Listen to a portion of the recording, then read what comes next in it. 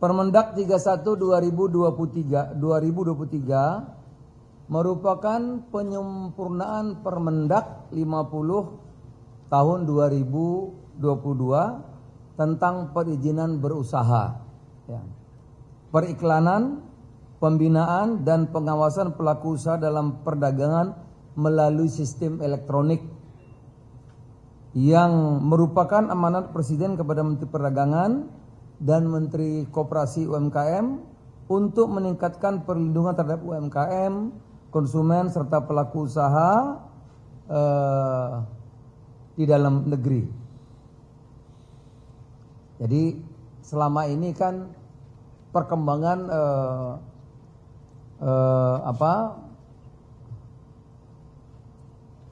perdagangan sistem platform digital ini begitu cepat, sehingga ada beberapa yang belum diatur, belum ditata, gitu. Nah ini kita tata, kita atur. Kalau ada beberapa negara lain kan melarang, kita tidak. Kita mengatur agar bukan persaingan bebas, tetapi persaingan yang fair dan adil. Bukan bebas, tapi fair dan adil. Itu anunya, titik garis besar, garis tebalnya. Revisi Permendak 50 2020 dilatar belakangnya oleh ada beberapa isu penting. Ada peredaran barang di platform perdagangan melalui sistem elektronik. Masih banyak yang belum memenuhi standar baik SNI maupun standar lainnya.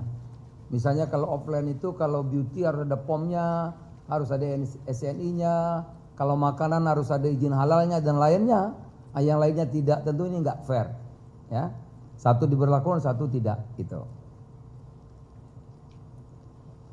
Ada juga persaingan yang kurang adil, kurang fair, soal harga dan lain-lain. Ya tentu juga pemerintah dimanapun di seluruh dunia tentu juga akan melindungi UMKM dalam negerinya, itu mesti. Ya.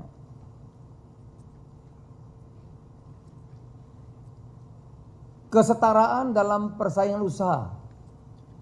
Nah, jangan sampai ada satu media sosial dia menjadi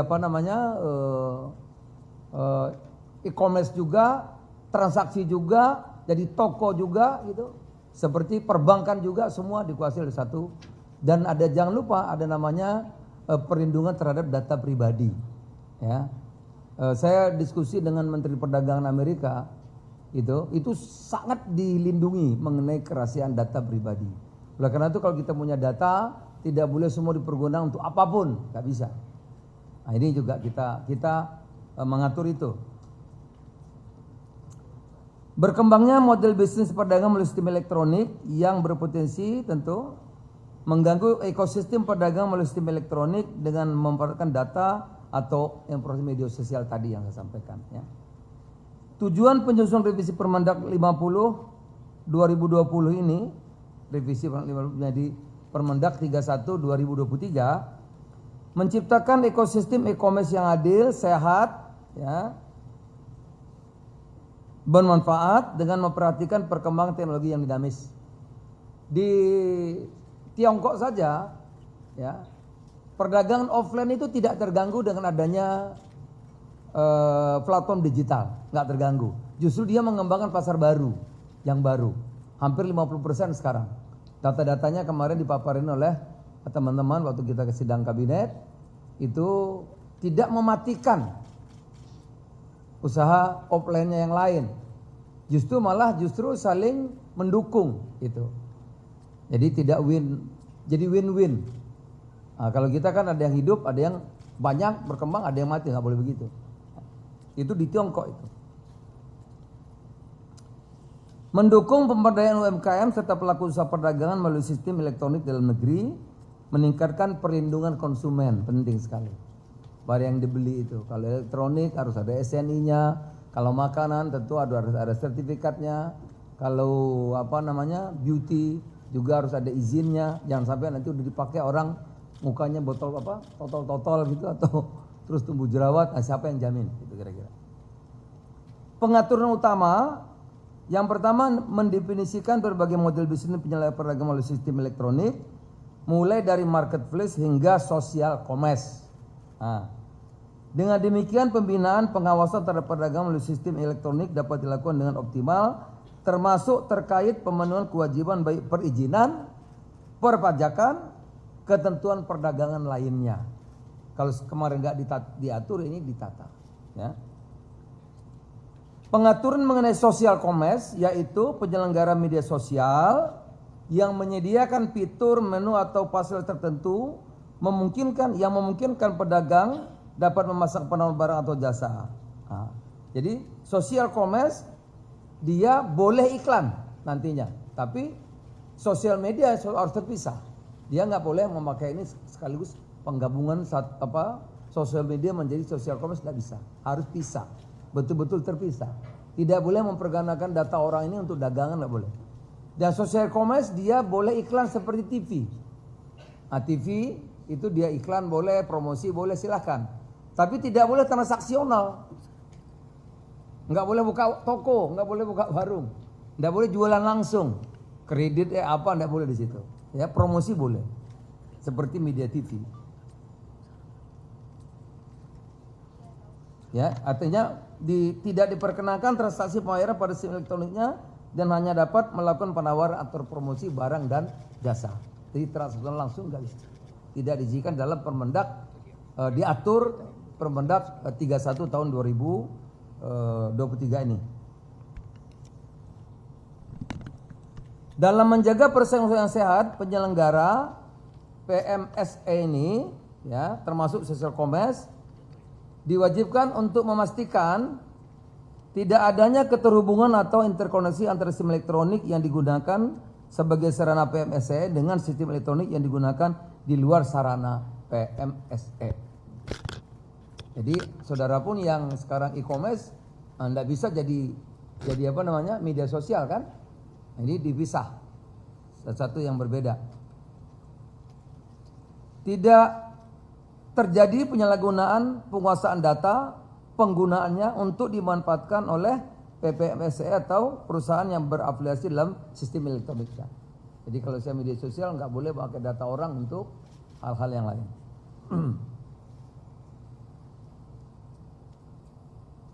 Yang berikutnya, penetapan harga minimum sebesar $100 per transaksi. Ya. Barang asal luar negeri. Nah, kalau bukan boleh, bebas saja, silahkan berapa aja. Ya. Yang diperbolehkan langsung masuk ke Indonesia melalui platform e-commerce yang memfasilitasi perdagangan lintas negara atau cross border. Jadi nggak bisa lagi kecil-kecil, $1, setengah dolar. Jadi satu transaksi mungkin isinya berapa banyak nggak apa-apa, tapi ada nilainya. Kewajiban bagi pedagang dan platform e-commerce untuk menayangkan dan memperdagangkan bukti pemenuhan standarisasi barang, antara lain nomor pendaftaran barang atau sertifikat standar nasional Indonesia SNI atau persyaratan barang jasa yang telah diberlakukan sesuai dengan standar kita. Jadi kalau makanan ada sertifikat yang berlaku apa, itu harus memenuhi. Nah, jadi razia itu tidak hanya di toko offline. Oh, ini barangnya halal apa enggak? Ini apa gitu ya? Ada izin POM-nya atau tidak? Tapi yang online tidak. Itu tidak adil. Gitu. Jadi diperlakukan sama.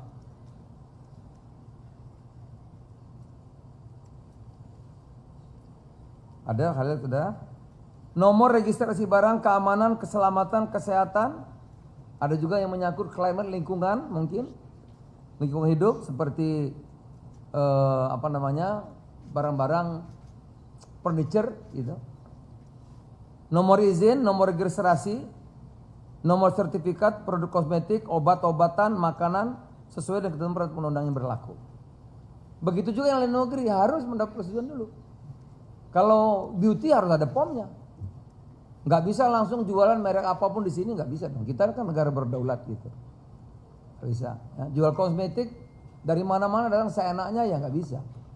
Harus melalui kita aja mau ngirim buah tropis, bodoh. Syaratnya minta ampun panjang sampai sekarang nggak berhasil. Mau ngirim mangga ke Jepang sampai hari ini nggak bisa. Persyaratannya ketat sekali sampai hari ini.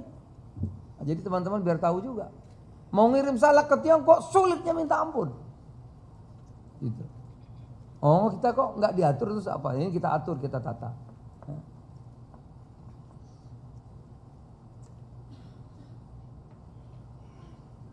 Yang terakhir, larangan bagi marketplace dan social commerce bertindak sebagai produsen, jangan diborong. Dia kan platform digital, jangan sampai jadi produsen juga.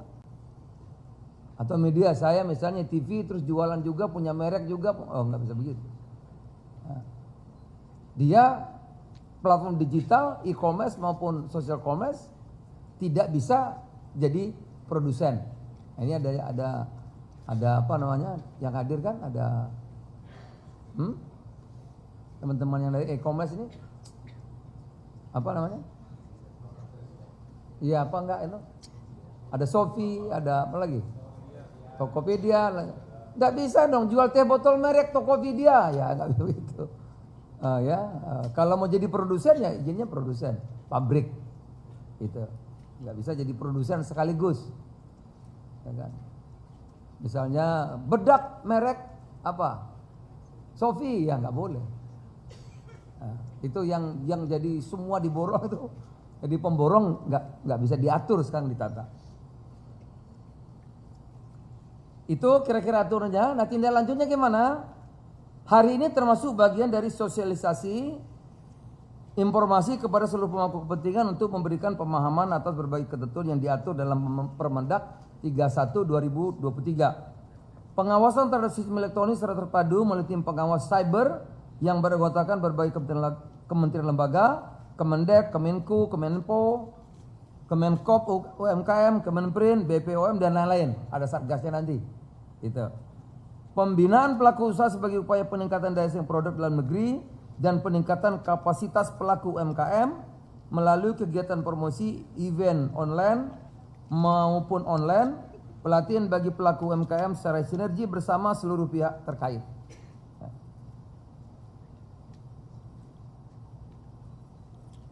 Ini saya sudah minta juga teman-teman dikirimi surat. Semua yang usaha di bidang ini, selain kita sampaikan secara press conference hari ini, mendengar langsung, tolong disurati. Karena Permendak ini sudah diundangkan, sudah berlaku. Sudah berlaku. Nah, saya minta semua pihak mematuhi untuk apa? Agar ekosistem usaha di bidang platform digital ini bisa berkembang dengan baik, tapi win bagi semua pihak. Gitu. Tidak mematikan satu dengan yang lain. Nah tentu kalau setelah disurati diberikan informasi seperti ini, sosialisasi, yang minggu depan saya kira udah beres. Kalau masih melakukan tentu ada tahapan-tahapan. Pertama tentu akan diperingatkan. Ya, kedua ada langkah berikutnya undang-undang saya lupa apa tuh yang kedua. Yang ketiga kalau tidak juga ya dicabut izinnya. Gitu. Kan harus jelas tegas. Agar sekali lagi tujuan pemerintah itu untuk terjadi sinergi ekosistem yang positif di bidang ini, usaha ini. Jangan sampai ada usaha tetapi membuat resah, merugikan yang lain gitu. Oleh karena itu ini harus kita kerjakan, kita lakukan Permendak 31 2023 ini agar ekosistem usaha ini terus berkembang, saling menguntungkan antara satu dengan yang lain. Saya kira begitu.